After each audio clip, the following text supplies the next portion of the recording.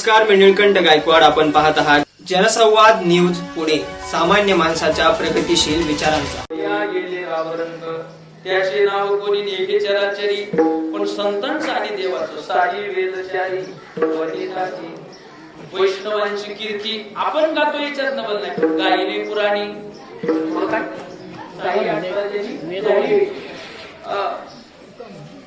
हे सगळ्यांनी त्यांची कीर्ती गायली. त्यापैकी हा देवाचं चरित्र आपल्याला पाहिजे. देवानं चरित्र सुद्धा गोकुळात केलं, पण दोन अवस्थेमध्ये महाराज रांगता बोधले रांगता बोधले रांगता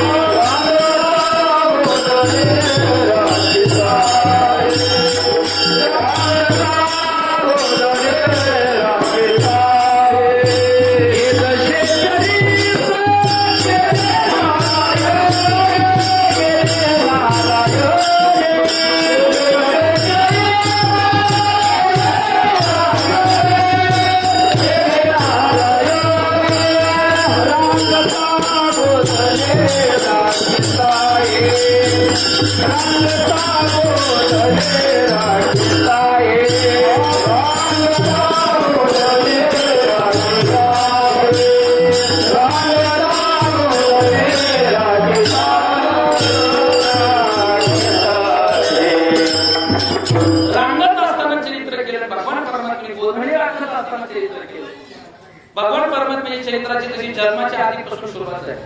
लाय असं मी सांगितले होत्या, फक्त तिचे डोळे दिसत होते. इथून तर खाली पायापर्यंत तिला प्लास्टर केलं होतं त्या पांढऱ्या कपड्यात. हे सुद्धा म्हणजे बाई शिमग्याला तर टाईम आहे, शिमग्याचं सूर माझ्या दरवाज्यात पुढे ती गेली. तिने हात मारली. हे शोधे ही सुद्धा म्हणजे आवाज तर ओळखीचा. कोण? मी तुझ्या खालच्या आळीची मैत्रिणी. अगं म्हणजे मग काय बाई, काय तुझा नवरा नवरा तिथं एवढं मारलं नवऱ्याने. ती म्हणजे नवरा नाही मारित माझा, बिचारा माझी लोकडीत होतो, तशी काय अडचण नाही. म्हणजे तुला एवढं मारलं कोणी? तुझ्या पोरला विचार. आम्ही तिने हाक मारली, कृष्णा इकडे. कृष्णाने जो सत्या गवळणी पाहिलं, म्हणला मान कसा वाटला कृष्णाचा प्रताप. हे सुद्धा म्हणजे मोठ्या आ तुझ्या आईच्या बाईची अशा मस्करी करतो का? मरल ना ती बाई, एक अवयव तिचा व्यवस्थित ठेवला नाही, काय केलं कृष्णा? कृष्णा म्हणला, आई तू जरी न्यायाधीशात जरी दोन्ही पार्टीला समान संधी दिली, माझंही म्हणणं ऐकलं तिचंही म्हणणं आहे. ते म्हणजे आधी कोणाचं म्हणणं ऐकायचं? ते म्हणजे आधी मी बोलतो, मी लहान आहे, मला पहिला छान. म्हणजे आई मी 8 दिवस आधीच्या घरी जातो. तिला म्हटलं फोटो सकाळी पारायण असते, काकडा असतो, दुपारी प्रवचन असते, संध्याकाळी हरिपाठ असतोय, फार काय नाही तर प्रसाद असतोय, कीर्तन असतोय. जाती का नाही तू देव धर्माकडं? तिनं मला उत्तर दिलं की आमच्या 3 पिढ्या अजून मंदिराकडे गेल्या नाही, आणि तीच माझ्या वडिलांची तीच परंपरा घेऊन पुढे झाली. मग तिला मी विनंती केली की अगं त्या मागच्या परंपरा सोडून दे, पण तू तर उद्या कायद्याला जाशील का नाही? ती म्हणजे कृष्णा शहाणपणा शिकवायचा नाही, मंदिराकडे जायचं का नाही तू कोण ठरवणार? लोकशाही. मी जाणार, कधी जायचंय ते. म्हणजे तेवढंच ऐकायचं, पुढचं मी सांगते. म्हणजे यशोदे खरंय तो म्हणतो ते. मी असंच म्हणलो होतो, म्हणले होते त्याला की आम्ही देव धर्म काय आमच्या घरात कोणी करीत नाही, माळ नाही, आळंदी पंढरीची वारी नाही, काय नाही. म्हणजे मग काय मी ह्या अशी अवस्था होण्याचं आणि ह्याच्या बोलण्याचं काय कारण?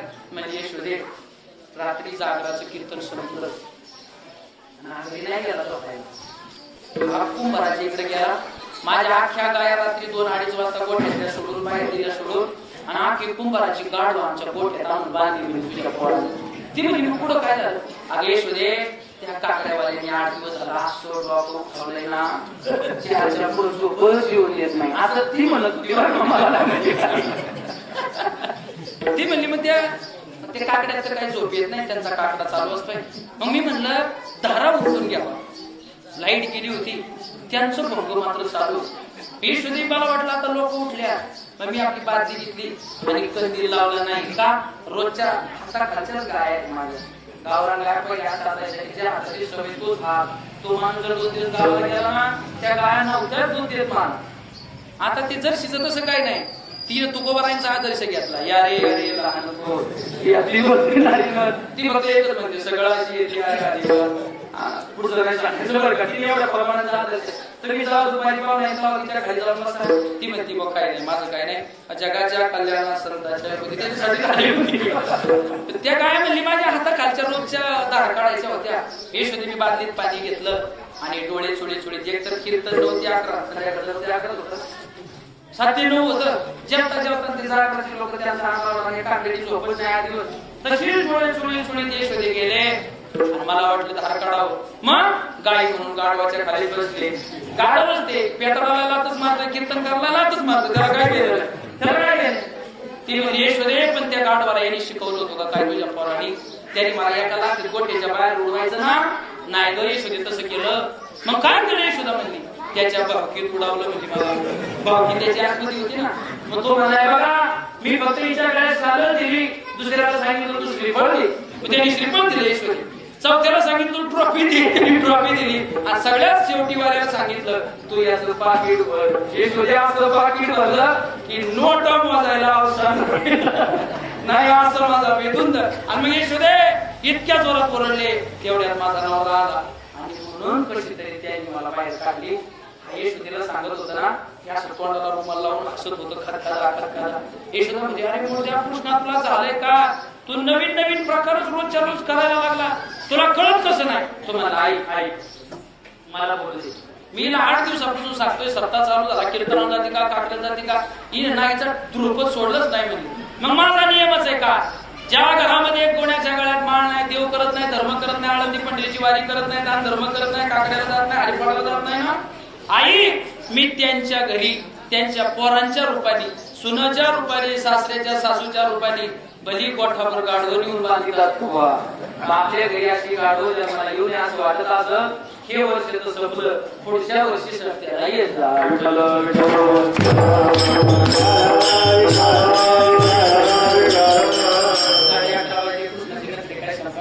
मग खालून शिटी आजी बाबा आवडतं घ्या.